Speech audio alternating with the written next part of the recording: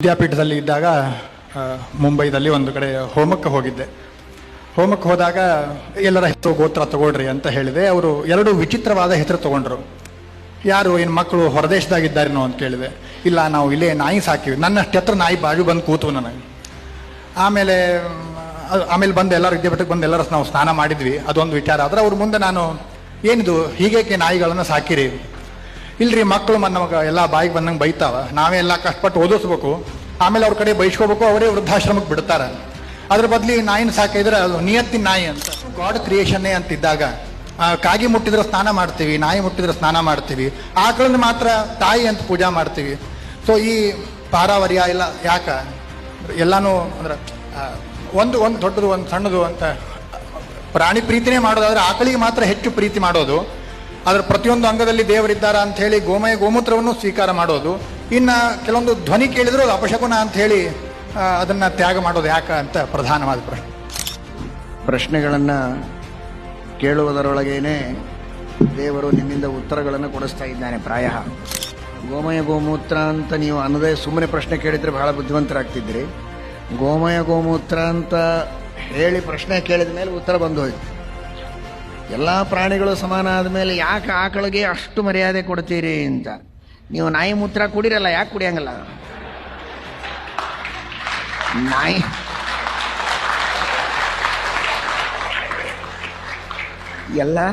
ಎಲ್ಲ ಪ್ರಾಣಿಗಳು ಸಮಾನ ಆದಾಗ ಬೇರೆ ಬೇರೆ ಪ್ರಾಣಿಗಳ ಮೂತ್ರ ಮಲ ತಿನ್ರಿ. ಅದನ್ನು ನೋಡಿದ ಕೂಡಲೇ ನೀವು ಯಾಕೆ ಮುಖ ತಿರುಗಿಸ್ಕೊಂಡು ಹೋಗ್ತೀರಿ?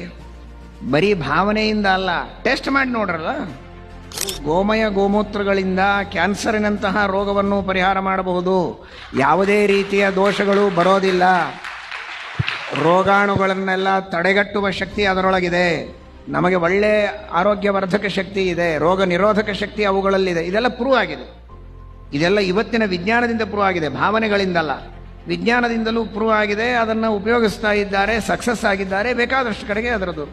ಮತ್ತು ಮೊದಲಿನಿಂದಲೂ ಗೋಮಯ ಗೋಮೂತ್ರಗಳನ್ನು ಉಪಯೋಗಿಸಿ ಟೆಸ್ಟ್ ಗಿಸ್ಟ್ ಏನೂ ಮಾಡದೆ ಶಾಸ್ತ್ರ ಹೇಳ್ತದೆ ಅಂತನ್ನೋದಕ್ಕೋಸ್ಕರನೇ ನಂಬಿ ನಡೆದದ್ದು ಸಾವಿರಾರು ವರ್ಷಗಳಿಂದ. ಇವತ್ತು ಅದನ್ನು ಟೆಸ್ಟ್ ಮಾಡಿದರೂ ಪ್ರೂವ್ ಆಗಿದೆ. ಅಂದಮೇಲೆ ಎಲ್ಲ ಪ್ರಾಣಿಗಳಲ್ಲಿ ಇಲ್ಲದೇ ಇರುವ ವಿಶೇಷ ಅದರೊಳಗೆ ಇದ್ದ ಮೇಲೆ ಅದಕ್ಕೆ ತಕ್ಕ ಮರ್ಯಾದೆ ಕೊಡಬಾರದು ಅಂದರೆ ಹೇಗೆ?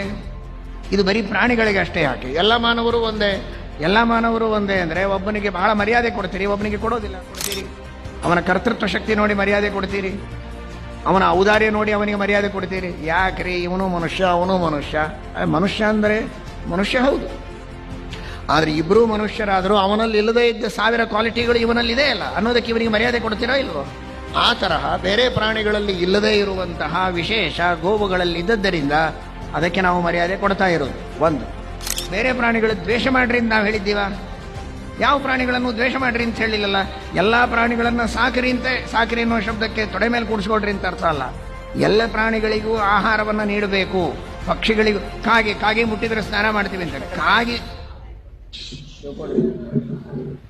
ಭಾರಿ ದೊಡ್ಡ ಅಂಚಿನ ಧೋತ್ರ ಉಟ್ಟುಕೊಂಡು ಶ್ರಾದ್ದದ ಊಟಕ್ಕೆ ಹೋಗ್ತಾರಲ್ಲ ಭಾರಿ ಪಂಡಿತರು, ಅವರಿಗೆ ಮರ್ಯಾದೆ ಕೊಡ್ತೇವೆ, ಅವರಿಗೆ ಅಷ್ಟೇ ಕೊಡ್ತೀರಿ, ಬೇರೆಯವ್ರಿಗೆ ಕೊಡೋದಿಲ್ಲ ಅಂತ.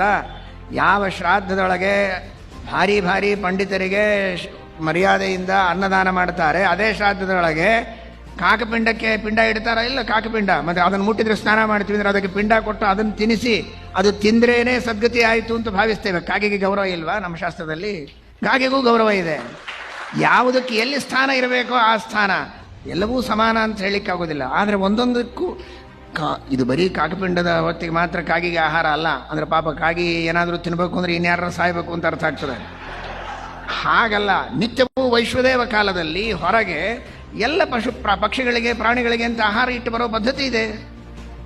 ಅದಲ್ಲದೆ ಬೇರೆ ಬೇರೆ ಸಂದರ್ಭಗಳಲ್ಲಿ ಆಹಾರಗಳನ್ನು ಪಶುಗಳಿಗೆ, ಪ್ರಾಣಿಗಳಿಗೆ, ಪಕ್ಷಿಗಳಿಗೆ ಕೊಡೋ ಪದ್ಧತಿ ಇದೆ.